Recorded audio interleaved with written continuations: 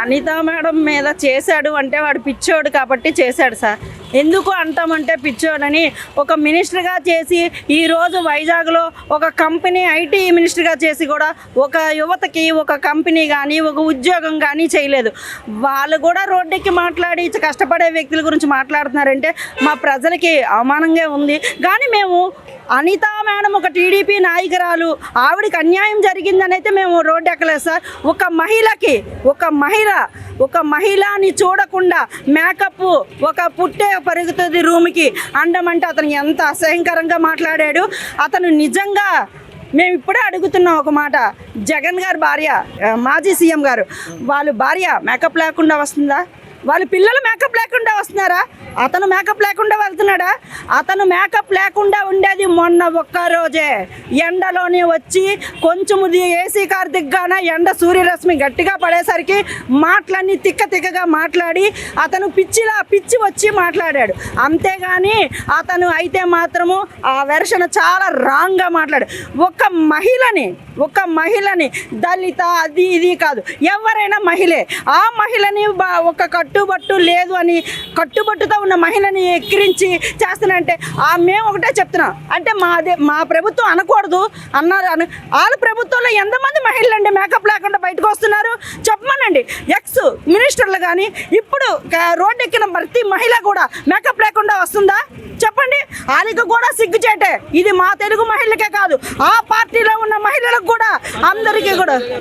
రోజా గారు అవ్వచ్చు, ఎవరైనా అవ్వచ్చు అండి, మన రజనీ గారు అవ్వచ్చు, ఇంకొకరు అవ్వచ్చు, ఇంకోరు అవ్వచ్చు, ఎవరైనా మహిళే. వాళ్ళకి కూడా ఇది వాళ్ళకి వర్తిస్తుంది. ఇది ఒక్క అనిత మేడంకే కాదు, యావత్గాను స్త్రీ అనే శక్తి ప్రతి ఒక్కరికి కూడా ఈ విషయం వర్తిస్తుంది. ఇది మాత్రం ఖబర్దార్గా చెప్తున్నాము. అతను కంపల్సరీగా మహిళలకు అందరికీ సారీ చెప్పాలి.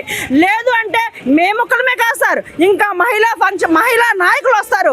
మహిళ నుంచి వాళ్ళు బోల్డ్ మంది ఒక ఉన్నత పొజిషన్ అంటే ఒక ఉన్నత స్థాయిలో ఉన్న అనిత గారి మీద అన్నారంటే ఇప్పుడు ఈవిడ అన్నమే కాదు, ఏ రకంగా అంటే రేపు పొద్దున్న ఇంకెవరినైనా అనే పరిస్థితి వస్తుందా? కరెక్ట్ అండి. ఒక హోమ్ మినిస్టర్ ఆవిడంటే రేపు మన పరిస్థితి ఏంటి అనేది ఆలోచించకుండా ఒక మహిళల గురించి మాట్లాడాడు అంటే రేపొద్దున మామూలు కార్యకర్త మహిళకి ఏమి రక్షణ ఉంటుందండి? కార్యకర్తే కాదు, ఒక మహిళ డ్యూటీకి వెళ్తుంది, ఆ మహిళ ఒక సాఫ్ట్వేర్ ఇంజనీర్ అవుతుంది, ఆవిడ డిస్ట్రిక్ట్ అయిపోతే ఆవిడకి జీతం ఎవరు? ఆవిడ పరిస్థితి ఏంటి?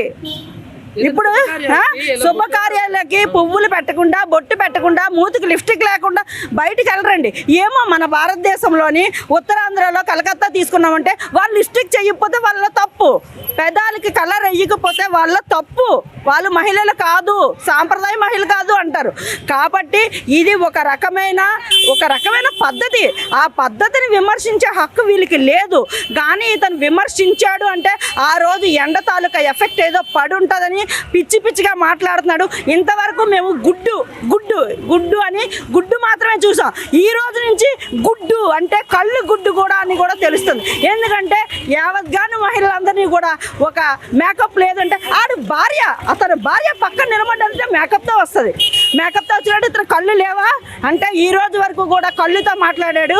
ఈ రోజు నుంచి కూడా అనిత మేడం అన్ని నుంచి కూడా ఒక స్త్రీని విమర్శించినప్పటి నుంచి కూడా అతనికి కళ్ళు లేవని మేము నిర్ధారణ చేశాము.